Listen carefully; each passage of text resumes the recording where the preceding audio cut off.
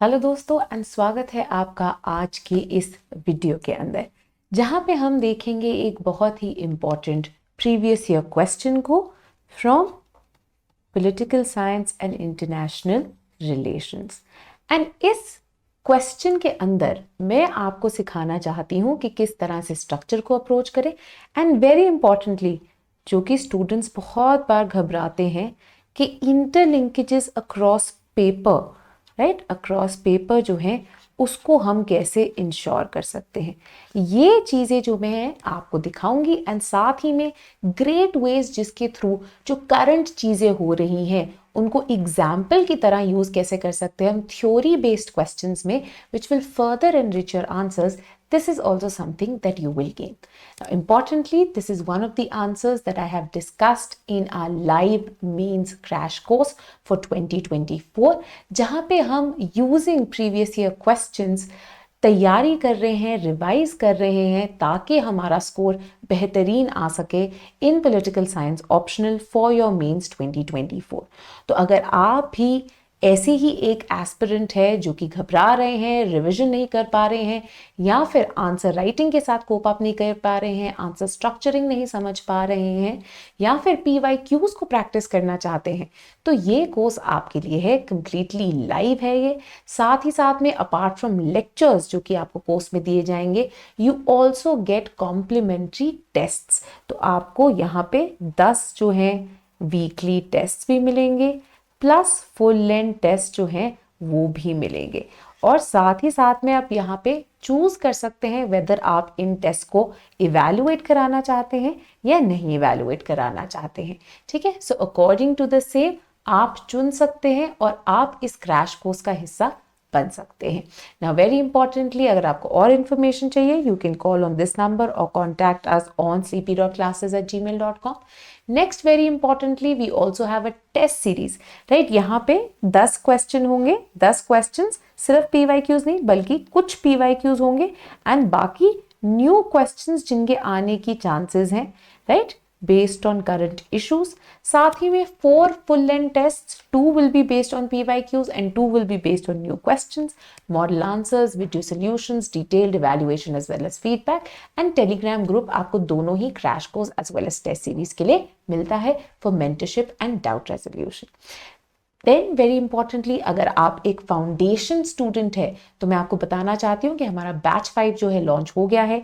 Detailed schedule हमारे website पे available है। 29 जुलाई से ओरिएंटेशन क्लासेस शुरू हैं एंड वेरी इंपॉर्टेंटली 5 जुलाई से जो क्लासेस हैं वो शुरुआत हो जाएंगी।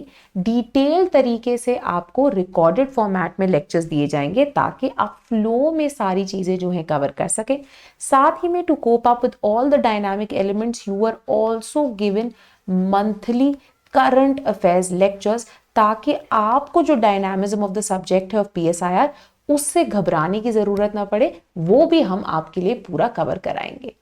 इनको ज्वाइन करने के लिए आप या तो हिस्सा बन सकते हैं हमारे विदाउट इवैल्यूएशन कोर्स का, जहाँ पे ना ही आपको lectures plus current affairs lectures plus test series भी मिलती है, राइट। साथ ही साथ में डाउट रेजोल्यूशन के लिए ग्रुप भी है एंड मंथली लाइव इंटरेक्शन भी होती है फॉर स्ट्रेटेजिक डाउट्स, राइट। यहाँ पे आप आंसर्स लिख सकते हैं बट खुद इवैल्यूएट कर सकते हैं using model answers and video solutions. However अगर आप हमारे अपने आंसर्स को चेक भी कराना चाहते हैं तो आप हमारे विद इवैल्यूएशन कोर्स को ज्वाइन कर सकते हैं। लास्टली अगर आप एक सिलेक्टेड कैंडिडेट के साथ मेंटरशिप भी चाहते हैं वाया टेलीफोनिक कॉल्स तो आप हमारा मेंटरशिप का जो कोर्स है उसका हिस्सा बन सकते हैं। Again for more details you can get in touch with our team. इससे अब आगे बढ़ते हैं और देखते हैं आज के इंपॉर्टेंट लेक्चर को। साथ साथ में बैठ के आप भी इसे सॉल्व करने की कोशिश कीजिए और अपना आंसर बनाने की कोशिश कीजिए।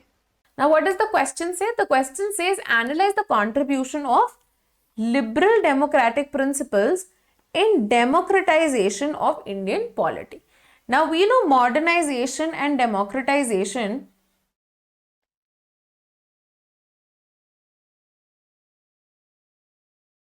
are two very important aspects of comparative politics. Right now, India belongs to the global south. Right? India की जो है multiple identities हैं. इंडिया जो है एक डेवलपिंग कंट्री है, एक पोस्ट कॉलोनियल कंट्री है, जिसके कारण एक बहुत ही डाइवर्स एंड हेट्रोजेनस कंट्री है, जिसके कारण the idea of democratization therefore becomes a little more different from the way in which democratization has been encountered in the global north developed world. Right? So now here they have talked about that you tell us that liberal democratic principle का कितना ज्यादा role रहा है in ensuring democratization of the Indian polity. Now you can look at the larger idea of democratization also, right? So first things first,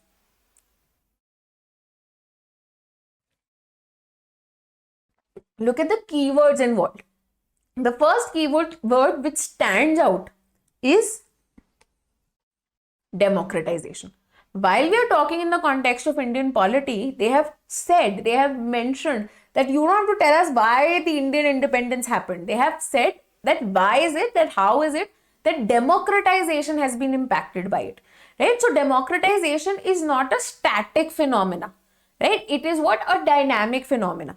Right? So just the coming in of independence or just the coming to power of the Indian constitution, the application of Indian constitution does not constitute democratization. It is a moment of democratization, right? It can be highlighted as one of the moments of democratization, not the entirety of democratization, right? So the advent can actually start from there in the formal practice, but continues till date, right? So democratization in one aspect correlates with the idea of deepening of democracy.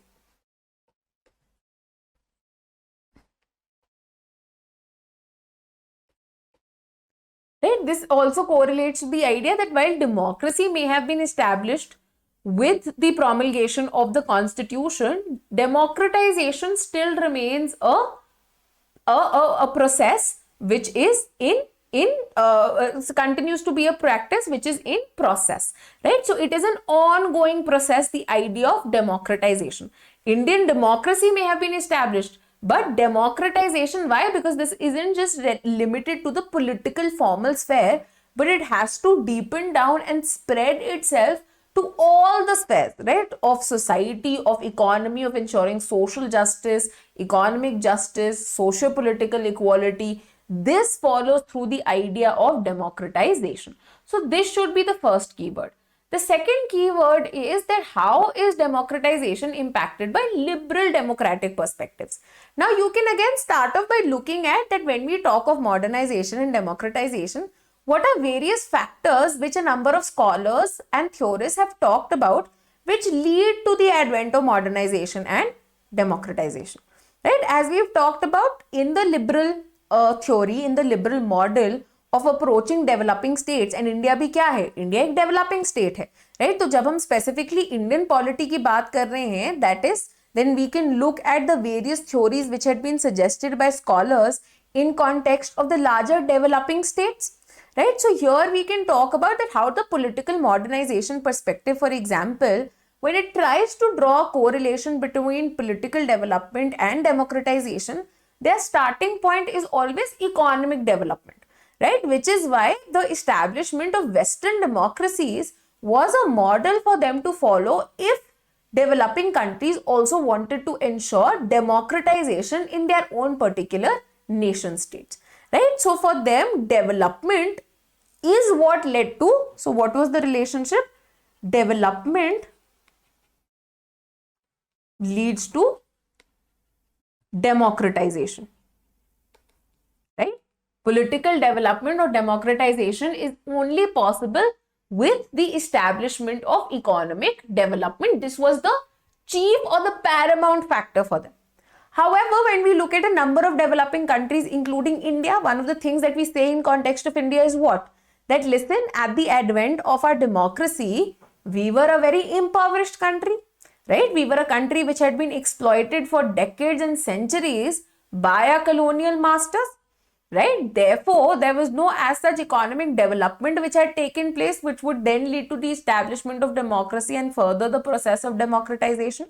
While economic development over time had become one of the factors, right? We may say in the longer run, it became one of the factors. But was it one of the primary factors, right? The answer there would be no, right? No. right? Even with the lack of development, there was a conscious effort on part of India to ingrain the ideas of democracy and democratization, which could over time lead to perpetuation of development as well. In fact, in India, if we look at the working of the Indian polity, democracy became a vehicle of development. So it has inversed the relationship, in fact, that rather than development over time, because in the Western hemisphere, what do we see? We see, again, when we look at Western Europe, we say कि हाँ जी पहले जो है ये आपकी renaissance, reformation, enlightenment, scientific revolution, industrialization, economic development, setting up of the capitalism and its spread, right? And इसके कारण जो है आपकी democracy I. When you look at developing countries, including Indian polity, you had this democracy and democratization, in the opposite direction, encouraging the promotion of economic development of the country, of ensuring access to resources, of ensuring coming in of industrialization, and even the coming in of economic reforms and a more open-ended approach to free market capitalism in India, right? So again, the idea that the relationship was reversed. So what were the factors that led to the development of democratization in Indian polity? Again, here a number of scholars say that there were multiple factors, right? There are multiple factors which lead to the ingraining of these ideas.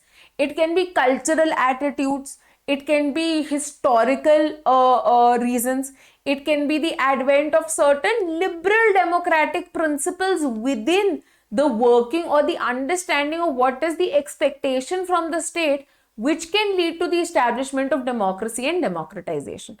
And this is exactly what is seen in the context of India, right? So first we talk about what? Again, in the introduction, this is exactly what we've done.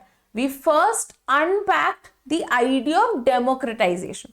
That what is democratization? It is a transition, it is a dynamic process from moving from non-democratic regimes, and these can be any. These can be authoritarian regimes, these can be monarchical regimes, these can be colonial regimes, towards more democratic political systems. And very importantly, a continuous process है, right? साथ ही साथ में this is a very complex और multifaceted approach, right? जहाँ पे सिर्फ एक set of factors नहीं, बल्कि multiple factors are involved in ensuring the deepening of democratization.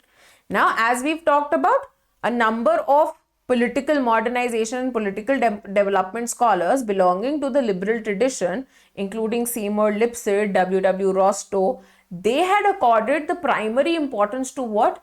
Economic development as means of establishment and deepening of the process of democratization, right? However, this over time, this idea, this theory sought to be questioned, and particularly the disagreement arose during the third wave of modernization.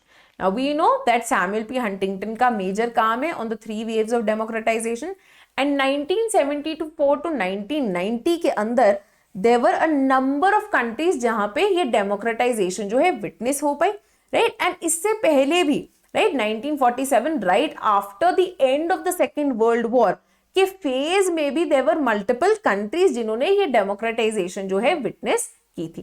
So both the second and the third wave of democratisation there were multiple countries जिन्होंने who went down this path of building of democracy and deepening of their democracy. Now Samuel P. Huntington in this regard is very critical of scholars like Lipset and Rostow, who he says have overemphasized on the economic factors, and in fact he says that the building of democracy wasn't the result of these economic factors, but in fact the ensuring of a number of political leaders in these countries for setting up stable political systems. Right? Similarly, Larry Diamond ने भी अपने analysis में इसी चीज को जो है highlight किया कि देखिए when it comes to political democratization, especially in developing countries like India, Nepal, Sri Lanka, etc., there were a variety of factors that played a role, including political, social, historical reasons along with economic factors. Now, one of the core factors in this regard was the influence of liberal democratic principles. Now, again, what we have seen, right, we might say that the constitution and the liberal democratic ideals which were invested as a part of a number of constitutional provisions led to the bringing in of this democratization. But one thing that you have to ensure is the constitution itself was built on the legacy and the values that were embodied during the freedom struggle, during the anti-colonial struggle. And in this anti-colonial struggle itself, liberal democratic principles had come to assume great importance amongst numerous leaders of the Indian National Congress. Right? Particularly, they were impacted by the spread of Western education, the coming in of liberal ideas, the ideas of French Revolution of liberty, equality, fraternity, the ideas of liberals like John Locke, Stuart Mill, who talked about representative governments, constitutional governments that ensured the rights and the well-being of their people, right? Plus the coming in of Fabian socialism as well, right? Which was a mix of socialism along with liberal democratic values of representative and limited government as well, right? So because of this reason, the very nature of demands put forward and the vision that they had of the kind of independent India that they wanted to build was impacted by these liberal democratic principles. So from all leaders, people like Jawaharlal Nehru, Dr. Ambedkar, to an extent even Mahatma Gandhi, actually emphasized upon the importance of the existence of the liberal democratic principles of freedoms and rights being granted to the people of India, of ensuring independent institutions, of ensuring free and fair elections, right, of ensuring separation of powers, all of which were being seen as essential for maintaining the health of the Indian democracy, right? Now, one of the key ideals which came to be posited within the legal sovereign, right, legal sovereign, that is the Indian Constitution, inspired from liberal democratic principles which continues to inform the working of democratization in India, is the idea of constitutionalism itself, right? So the working philosophy of the Indian political system is what? It is constitutionalism, right? The idea that limited representative government is intrinsic to the well-being of our state and society, right? Which is why there is already certain checks and balances which are ensured upon the working of the political system, right? Which is why the foundation of the democracy. So democratization can only happen when your democratic state is safeguarded, right? If the state itself from democracy turns towards a more authoritarian regime, which we witnessed happening around South Asia, right? Even, we've seen how in 2024, even relatively successful countries, right? When we talk of Bangladesh, right? Now we've talked of Bangladesh, we have seen the kind of democratic infringements of rights that are being witnessed as far as students are concerned, as far as media is concerned, as far as rights are concerned, right? Social media has been banned by the Bangladeshi government in 2024, right? All of these actually point out to the fragility of democracy and democratic systems in South Asia, right? So one of the ways in which the dynamic process of democratization could be ensured is by ingraining the philosophy of constitutionalism within the Indian constitution and the working of the Indian political system, right? Then very importantly, again, one of the major liberal democratic ideas, the ensuring that free, fair and competitive elections were mandated as far as the working of Indian democracy was concerned. And इसी के साथ साथ they also adopted the idea of universal adult suffrage, जिसका मतलब क्या है? That the accountability and the answerability of the Indian state, of the Indian government was ensured to now the ordinary citizens. And this was going above and beyond because India had witnessed limited participation based on traditional and ascriptive identities. Not everyone in ancient Indian society and polity had an access to the Indian government, to the Indian state, or whatever form of state and government that existed, right? There were limitations based on caste, based on property, based on class, based on gender, which were encountered.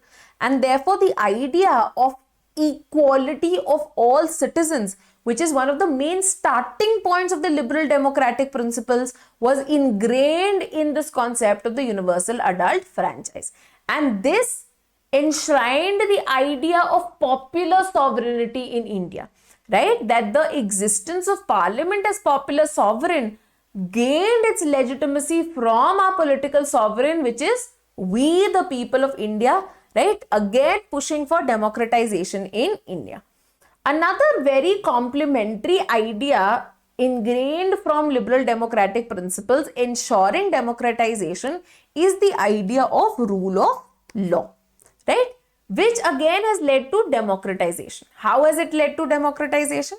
Now we know that ancient Indian society was a society which was hierarchy, which was completely built on the existence of hierarchies, right? So we've talked about again about the idea of Louis Dumont, who talks of Indian society, or who looks at the people within the Indian social setup as homo hierarchicus, right? So to go beyond this idea of hierarchies and to ensure inclusive participation, the idea was that everyone needs to be treated in the same manner.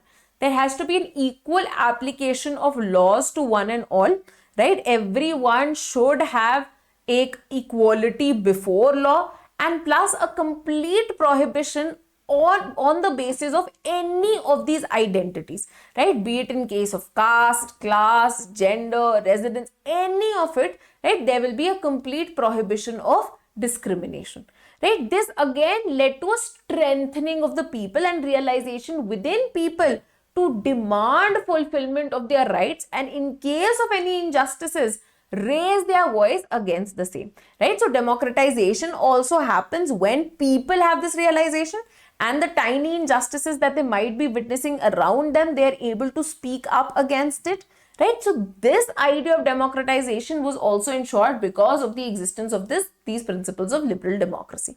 Then very importantly, सबसे बड़ा जो यहाँ पे example है is the provision of fundamental rights, right? Which were a bulwark against states' authoritarianism and excesses. And very importantly, in case of India, what we also see is that there are negative, plus there are also certain kinds of positive rights to ensuring greater availability of social and group rights, particularly with the existence of affirmative action.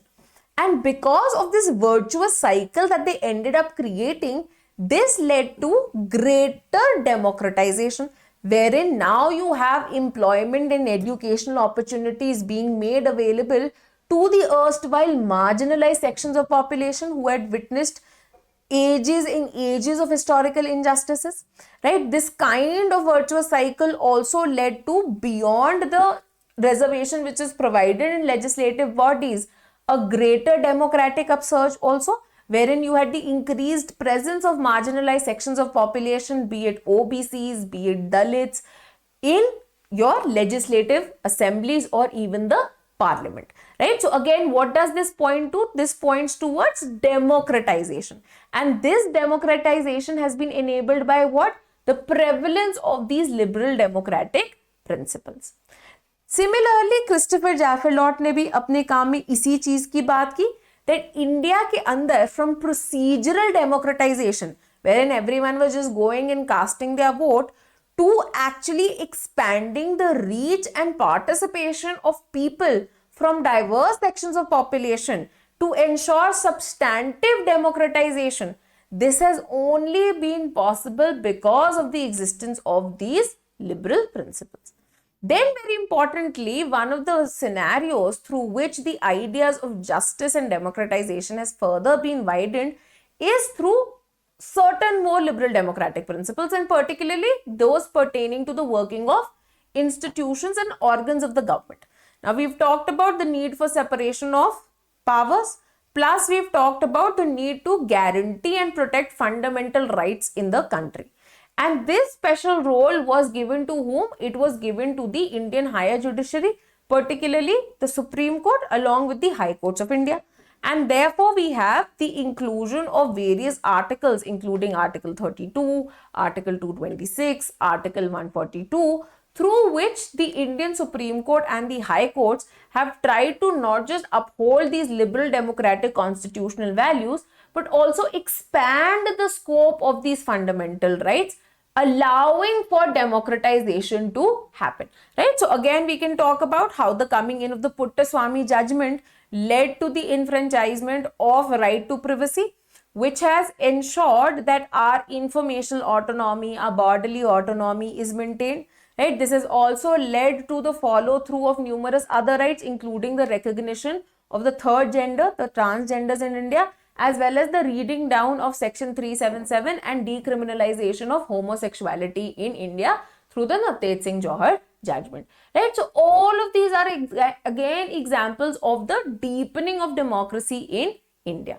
Then very importantly, because of the kind of opening up of sphere which was ensured by the existence of these liberal democratic principles, this also led to a flourishing civil and political society in India over time, right? And iske karan kya hua hai, apart from the formal realms of the democratic government, we also have more people based active movements and pressure groups also participating, leading to more deliberative and inclusive form of democracy. And when you have a more deliberative and inclusive form of democracy at work, this leads to what? Further deepening of democratization. This is exactly what even Nirja Gopal Jayal talks about. Another liberal democratic principle which has been enshrined in the Indian sphere and political system, which has further increased the deepening of democracy and the process of democratization, has been the existence of federalism and decentralization, right? So federalism ke through states tak power pahunchana, and over time the realization that grassroots democracies are very important to ensure substantive democracy by means of 73rd and 74th Amendment Acts, right? These have again perpetuated the ideas of democratization in India, right? Now here again, you can also talk about that along with the persistence of liberal democratic values and principles that have made and led to the encouragement of democratization as a process, you also have multiple other values that have coexisted or fit well, right? As we've already talked about the idea of democratic socialism, which has been ingrained in these liberal democratic values, plus the existence of ancient Indian ethos and Gandhian values as well, right? This helps us understand the working of grassroots democracy, also helps us understand in the more non-violent, inclusive foreign policy of India, or the way in which we approach the ideas of Vasudhaiva Kutumbakam, which has been central to India, right? And how it responds to other countries as well. Therefore, the multiplicity of these principles and ideologies have ended up ensuring the deepening and the ongoing process of democratization as far as the Indian polity is concerned, and which is why this will also tend to continue, right? This will also tend to continue. While India is not separate from other countries, right? Indian polity also, like a number of other countries, continues to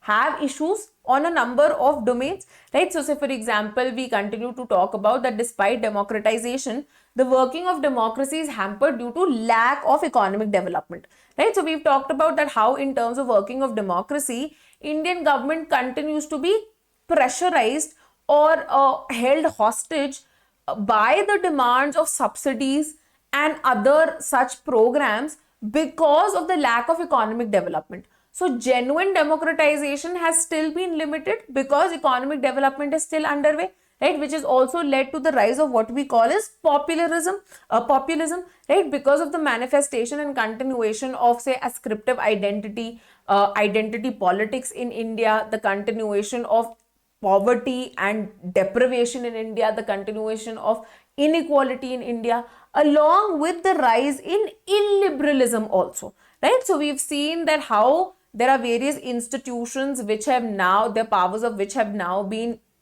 sort of reined in. So we see the kind of issues being raised against the working of the Election Commission of India, or even other bodies such as the Commission for Protection of Rights of Scheduled Castes, Scheduled Tribes, or even backward classes or women. Then we also have seen the kind of pressures which have been exerted to ensure a more committed bureaucracy and committed judiciary. We have seen the kind of pressures which have led to media becoming a relatively less free organization, right? The crumbling of media is the fourth pillar of democracy in India, right? We have seen increasing use, arbitrary use of various investigative organization to clamp down on opposition, right? To clamp down on popular movements as well, right? So this means that while issues with respect to prevalence of democracy and democratization exist in India, it is important that we safeguard these liberal democratic principles along with other ethos which are an essential part of India's constitutionalism and democratization to ensure that this process of deepening of democracy, right, which has continued over decades and decades, continues to expand, right, and continues to flourish to ensure that India now reaches the status of full democracy, right? So such ideas also, say inspired from various surveys, can be ingrained in your answers. You can use these keywords also even if you aren't quoting the survey, right? When you talk about the fact that India now comes from, India due to such challenges continues to be criticized as being a flawed democracy, right, or as being an electoral autocracy, right? The path to full democracy only will be fulfilled with a movement towards substantive democratization and deepening of democracy based on the flourishing of these liberal democratic principles as well, right? So you can talk about, when you drop these phrases also, even if you don't mention the survey, there is again a reference that you have drawn on that the examiner will be able to catch up to. Okay? So again, the dropping of those phrases also can lead to a more contemporary linkage that you've provided in your answer along with the various examples that you've already listed out.